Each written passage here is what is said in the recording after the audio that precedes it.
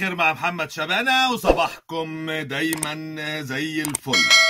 نروح للموضوع اللي هو مهم جدا، اللي خاص باحمد فتوح وعبد الله جمعه. الاثنين مش موجودين في قائمه الزمالك في الاتحاد ومش ظاهرين في النادي خالص، والموضوع اخذ ابعاد كبيره بعيده عن الصلح وعدم الصلح او اللقاءات او مش عدم اللقاءات في النادي، والموضوع خرج من النادي، ما خرجش من حد تاني بره النادي، يعني اللي قال الموضوع هو النادي. فالموضوع لما يتقال عشان يغلق غلقه لاصوله. النادي قال ان الولاد سلام وان هو تاكد من ده، خلاص. المنظمه المصريه لمكافحه المنشطات والمحظورات اصبح عليها دور لازم تعمله، ما فيهاش هزار، لان المنظمه الدوليه الواده طالبه رسمي من منظمه مصر القضيه دي ايه، اعملوا التحليل ده وعرفونا نتيجته ايه. وعلى فكره الموضوع ده ما فيهاش هزار. قبل كده محمد صلاح هذا النجم الاسطوري وهو على جزر اليونان اتطلب في المنشطات، راحوا له اليونان واتخذت منه العينه، لا عارف يقول لهم انا مسافر، طب لما ارجع، طب ده انا صلاح، ده انا سليم، ده انا ركبي حديد. مفيش الكلام ده. منظمه الوده للمنشطات هذه منظمه عالميه مستقله، مفيش على راسها حد، هي منظمه مستقله. وفي مشكله ممكن تتصدر لنا احنا ان نتحط احنا بلوكد. المنظمه المصريه لو ما دخلتش في هذا الموضوع بقى خاص بالسمعه المصريه وسمعه المنظمه المصريه وسمعه اللعيب المصري، كل ده ماشي، بس اهم سمعه المنظمه المصريه ده ما فيهاش هزار، لانها منظمه منشطات المصريه دي من ارقى المنظمات التي تقوم بعملها على مستوى العالم تحت لواء ايه؟ الواده اللي هي المنظمه الدوليه. ففي كود دولي ما فيهوش هزار، ده بيطبق على اي منظمه موجوده في اي دوله. فانت النهارده فتوح وعبد الله جمعه سلام زي الفل، يروح يعملوا التحليل ونقفل الباب ده ونخلص تماما. علشان كده امبارح المنظمه المصريه بعتت جوابات لثلاث جهات، بعتت مش هتبعت، بعتت واستلم الثلاث جهات الجوابات رسمي ومضوا على الاستلام. نادي الزمالك، اتحاد الكره المصري، رابطه الانديه المصريه، حتى طبيب نادي الزمالك لازم المندوب بتاع منظمه كشف المنشطات والمحظورات المصريه اللي هي النادو سلمته في ايديه. الطبيب بياخد نسخه هو كمان اللي هو الدكتور محمد اسامه وبيستلم في ايديه وبيمضي بالاستلام انه يجب على الاتحاد الكوره والرابطه ونادي الزمالك يحدد مواعيد اللعيبه دي ايه من الساعه 5 الصبح للساعه 11 مساء، سواء التدريب سواء ومواعيد التدريب ومواعيد المباريات، واذا سافروا حتى لازم تقول لنا، وانه الموضوع لغايه 15 يناير، بعد كده مفيش هزار، وممكن يتعرض الاثنين للايقاف سنتين. انت عارف لو كشفوا البتاع اللي اتقال ان هم شربوه ده في التحليل ياخدوا ايقاف 6 شهور. عارف لو ما راحوش اصلا وطنشوا كده ياخدوا ايقاف سنتين.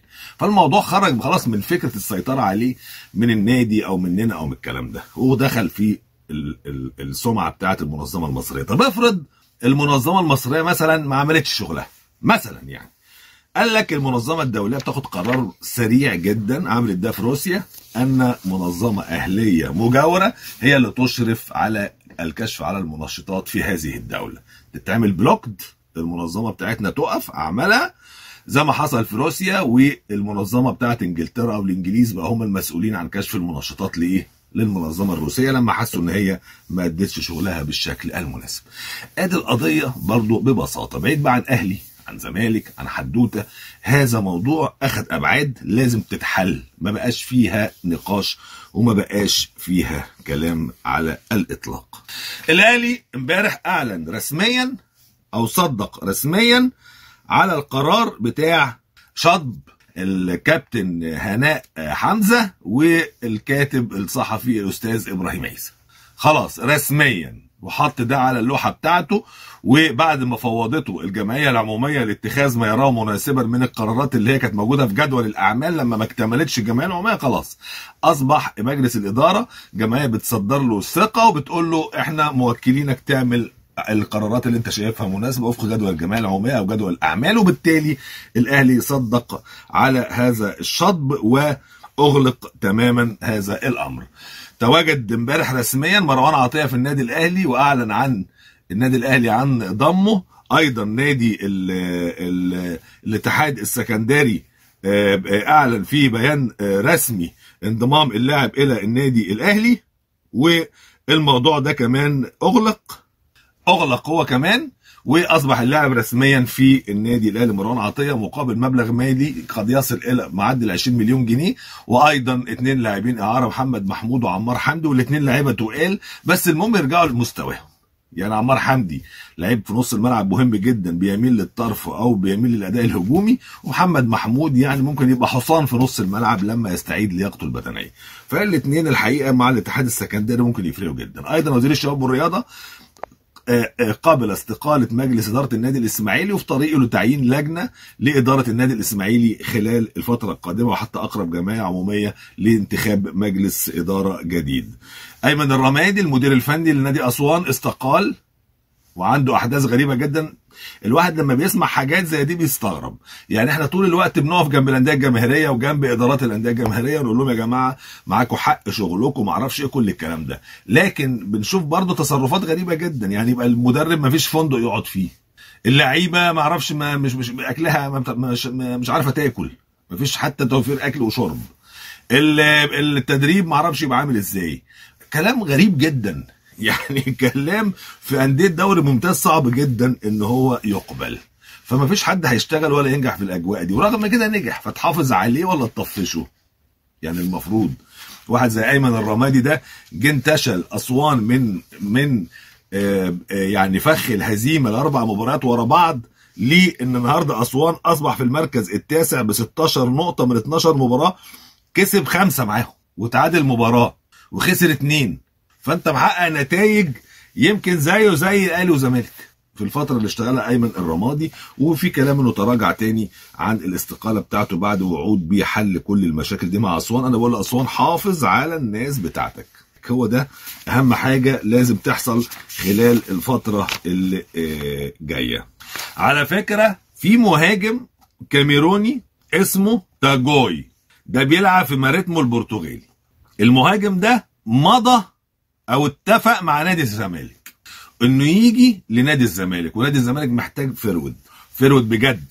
حتى لو سامسون ده يجي منه بعدين مش وقته، يعني مفيش مانع. ما الاهلي عملها كتير، لعيب يعار 6 شهور ولا بعد 6 شهور لو مش مأدي بالشكل المناسب، لان انت عندك افريقيا ما فيهاش هزار. تاجوي ده الزمالك اتفق معاه ومضاه تقريبا او شبه مضاه يعني، او بعت يعني قال له اوكي موافق، وكان مستني الزمالك يخلص من سامسون، سواء بالاعاره بقى بالبيع، يبقى يسوقوا في اوروبا، يسوقوا في دوله عربيه، يسوقوا هنا لاحد انديه الدوري المصري، كل الكلام ده. حتى الزمالك لما قال يعني الاسماعيلي هنديله اللعيبه اللي هنبقى مش محتاجينها، او فيريرا يقول مش محتاجه، انا قلت على طول على راسهم سامسون، على طول في بالي قلت كده يعني، عشان عايز يجيب فرود الزمالك. القصه انه الزمالك فوجئ امبارح ان نادي الحزم السعودي بيعلن عن استعاره اللاعب 6 شهور فقط ب $900,000. الحزم السعودي استعاره من نادي ماريتمو بمقابل $900,000، بيحصل ماريتمو على $400,000 واللاعب هياخد $500,000. انما احنا لسه 11 يناير النهارده، ولسه عندك 19 يوم في الانتقالات الشتويه، وتقدر تسجل في افريقيا لغايه نهايه الشهر. وفعلا الزمالك انا بأظن انه محتاج فرود خلال الفتره القادمه.